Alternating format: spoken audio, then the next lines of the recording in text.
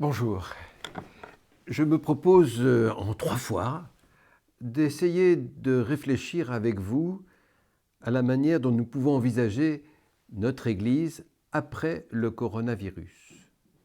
Je ne suis pas prophète, je ne suis pas fils de prophète, je ne sais pas grand-chose sur l'analyse du coronavirus lui-même, mais je sais que de toute façon, quoi qu'il arrive, on en sortira.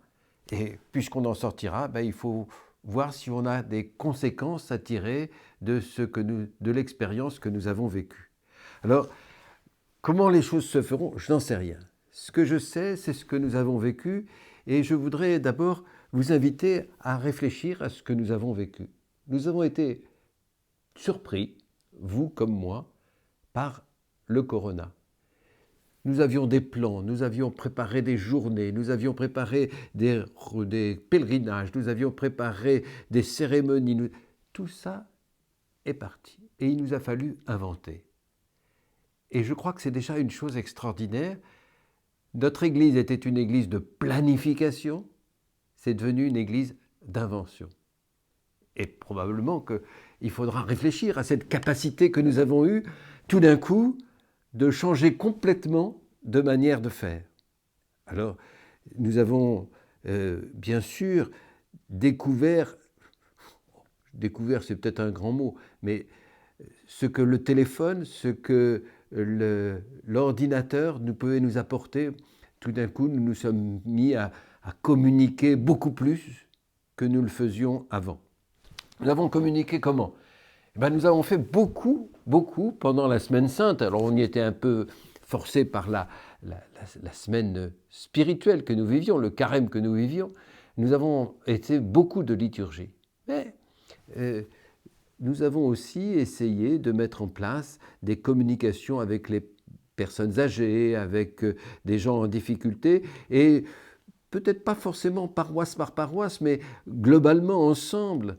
Nous avons voulu participer à ce qui se passait dans les municipalités pour les aider. Beaucoup de gens sont devenus volontaires là-dedans pour aider, pour faire un certain nombre d'écoutes téléphoniques, pour faire un certain nombre de démarches. Et puis, nous avons essayé de participer au fond, la vie publique en étant très, très proches les uns des autres. Certains sont partis dans leur maison de campagne, d'autres sont restés. Et au fond, tous ont voulu quand même, pendant cette Semaine Sainte, se rassembler pour suivre des liturgies ensemble. Ensemble, peut-être que les ensembles sont un peu différents les uns des autres. Les uns ont voulu suivre le pape, et le pape a joué un rôle très très important pendant cette période-là. Et puis d'autres ont voulu suivre le diocèse, et puis d'autres ont suivi leur paroisse. Et dans ceux qui ont suivi les paroisses, beaucoup ont suivi la liturgie de la paroisse, mais certains ont inventé des liturgies domestiques. Et quand on fera le bilan, on verra que vraiment, il y a eu beaucoup de choses tout à fait importantes. Je ne dois pas cacher quand même qu'il y a eu des difficultés majeures. Je pense qu'une des difficultés majeures, c'est l'argent.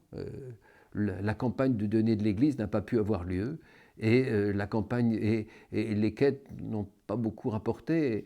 Et pendant ce temps-là, quand même si un grand nombre de permanents de l'Église étaient en chômage technique, les prêtres n'ont pas de chômage technique, et il faut continuer à payer un certain nombre de choses, vous le savez. Voilà, je vous invite à faire cette réflexion-là. Comment notre communauté a marché ? Puis pour juger, pour avoir des éléments, des critères de jugement pour en parler, eh bien, je vous invite à relire les Actes des Apôtres. Je vais vous lire le passage sur la communauté des Actes des Apôtres, la première communauté. C'est au chapitre 3 des Actes. Ils étaient assidus à l'enseignement des apôtres et à la communion fraternelle, à la fraction du pain et aux prières. La crainte de Dieu était dans tous les cœurs à la vue de nombreux prodiges et signes accomplis à travers les apôtres. Tous les croyants vivaient ensemble et ils avaient tout en commun. Ils vendaient leurs biens et leurs possessions et ils en partageaient le produit entre tous en fonction des besoins de chacun. Chacun d'un même cœur, ils fréquentaient assidûment le temple, ils rompaient le pain dans les maisons, ils prenaient leur repas avec allégresse et simplicité de cœur. Ils louaient Dieu et avaient la ferveur du peuple tout entier. Chaque jour, le Seigneur leur adjoignait ceux qui allaient être sauvés. Ce n'est pas du tout le même monde que nous. C'est évident qu'ils ne sont pas en crise sanitaire, bien sûr, mais c'est une toute petite minorité dans une ville, Jérusalem, où il y a plus de 50% de chômeurs et où la difficulté de vivre est très grande pour ceux qui sont là et qui n'ont pas de revenus forts.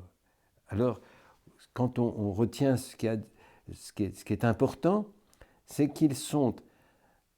La première chose qui est importante pour eux, c'est d'écouter la parole de Dieu, l'enseignement des apôtres. Et la deuxième, c'est la communion fraternelle. La fraction du pain, c'est l'Eucharistie et les prières. Alors, il y est dit ensuite, ils vivaient ensemble. Alors, je pense qu'ils vivaient quand même chacun chez eux, mais ils avaient tout en commun. Tout en commun. Alors quand on regarde de très près dans les Actes des Apôtres, le tout en commun est un peu relatif, c'est-à-dire qu'ils mettaient en commun ce qu'il était nécessaire pour vivre, mais on voit bien qu'après, ils vont dans les maisons des uns et des autres, donc ils ont gardé leur maison. Que quand Barnabé, par exemple, va partager, il va vendre son champ, mais son champ était à Chypre, donc il ne s'en servait pas. Donc probablement que le tout en commun, c'est-à-dire que les riches mettaient de l'argent à la disposition des pauvres, c'est surtout ça que ça veut dire. Et puis, ils partageaient le produit entre tous en fonction des besoins de chacun, c'est ça que ça veut dire. Alors, ils fréquentaient assidûment le temple tous les jours. Ils avaient une prière commune qui n'était pas la prière de l'Eucharistie, qui était la prière du temple. Et ils rompaient le pain dans les maisons, probablement toutes les semaines. Et ils louaient Dieu. Alors, nous, au fond, qu'est-ce que nous a appris en fonction de ça ? Eh bien, ces jours que nous venons de vivre ensemble.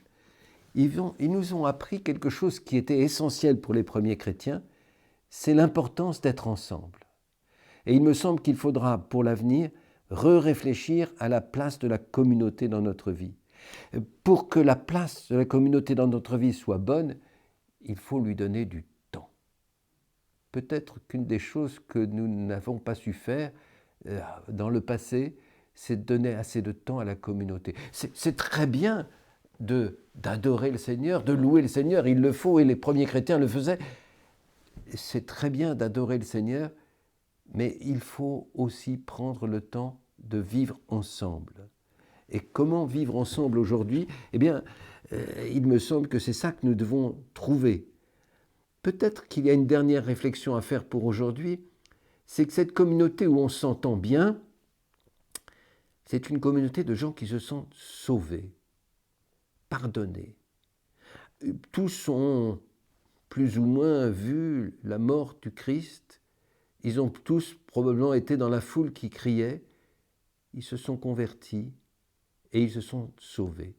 Peut-être que pour vivre ensemble, cette fraternité très grande, il faut que nous reprenions le goût d'être sûrs de l'amour de Dieu et du salut.